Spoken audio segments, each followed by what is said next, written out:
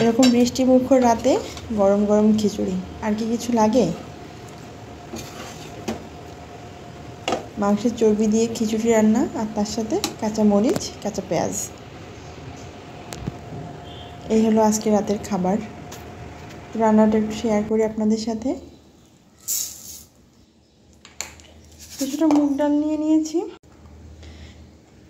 এই কৌটার 1 কৌটা মুগ ডাল আমি এখানে ভিজাতে দিলাম। এটা একটু ভিজতে থাকুক, তাহলে মুগ ডালটা আলাদা করে আর সিদ্ধ করা লাগবে না।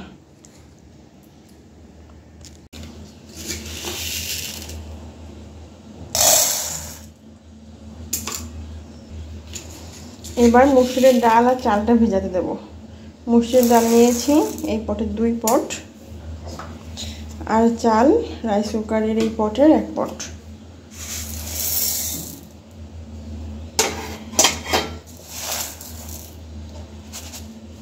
মুগের ডালটা মোটামুটি আমি 1 ঘন্টা আগে ভেজেছি।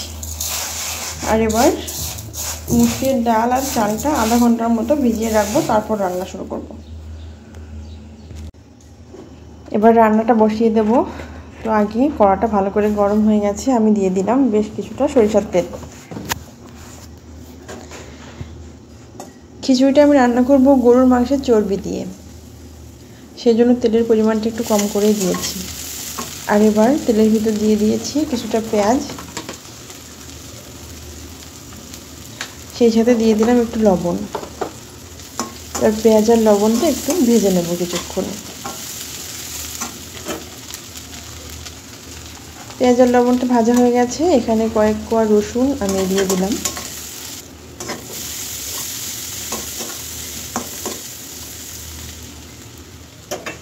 পেঁয়াজ আর রসুনটা ভালো করে ভাজা হয়ে গেছে, এবার দিয়ে দেব রসুন বাটা 2 চামচের মতো দিলাম। আর এবার দেব আদা বাটা। আদা বাটা 1 চামচ দিয়েছি।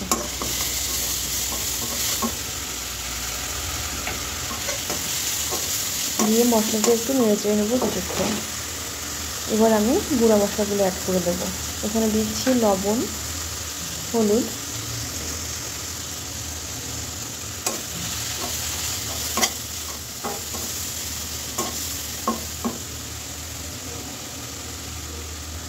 এবার মাংসের চর্বিগুলো দিয়ে দেবো।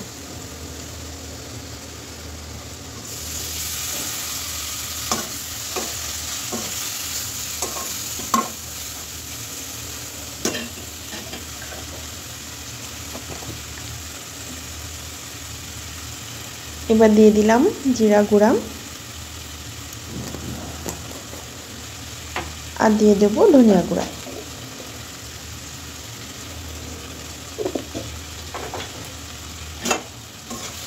মশলাটা একটু ভালো করে নেড়ে দিতে হবে।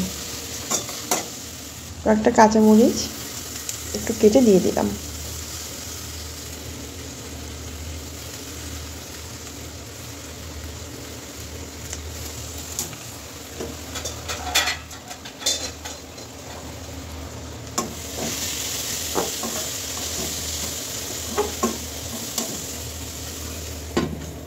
একটু ঢাকা দিয়ে রাখি, তাহলে চর্বিটা একটু সিদ্ধ হয়ে যাবে।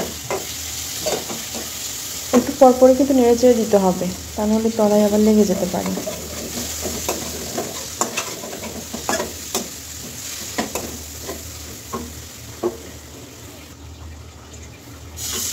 বেশ কিছুটা পানি দিয়ে দিলাম।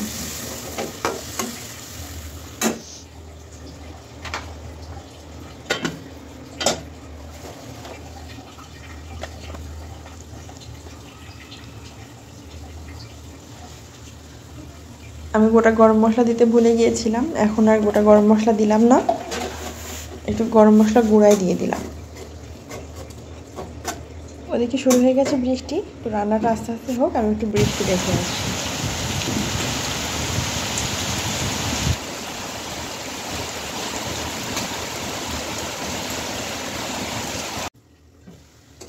এবার দেখি মশলার কি অবস্থা। মশলাটা আমি আরও একটু কষাবো।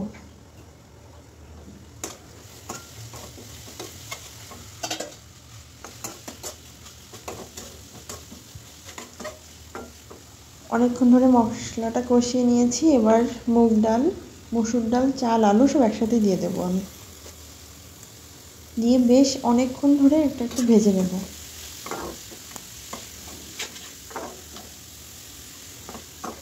এই ভাজাটা যত ভালো হবে খিচুড়ির টেস্টটা কিন্তু তত বেশি মজা হবে। তো মাঝে মাঝে আমার একটু হাত ব্যথা করছিল, তাই একটু রেস্ট নিয়ে নিচ্ছি, আবার একটু নাড়াচাড়া করছি।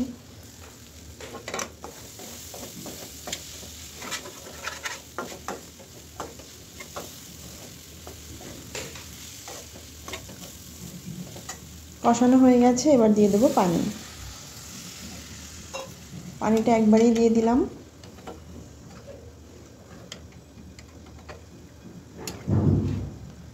পানিটা দিয়ে একটু ভালো করে নাড়াচাড়া করে এবার ঢাকা দিয়ে দেবো।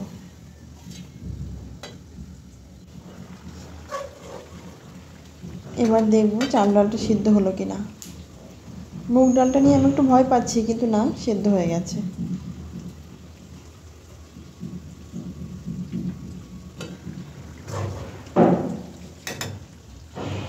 এবার একটু লবণ টেস্ট করতে হবে।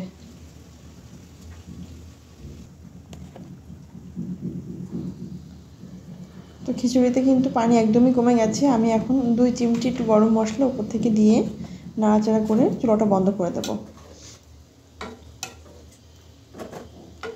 কারণ এই যে পানি আছে, এটা ঠান্ডা হওয়ার পরে পানিটা থাকবে না। তো আমার খিচুড়িটা ঠান্ডা হয়ে গেছে, আর পানি কিন্তু নেই, একদমই টেনে গেছে। তো কেমন লাগলো জানাবেন। ভালো থাকবেন। আল্লাহ হাফেজ।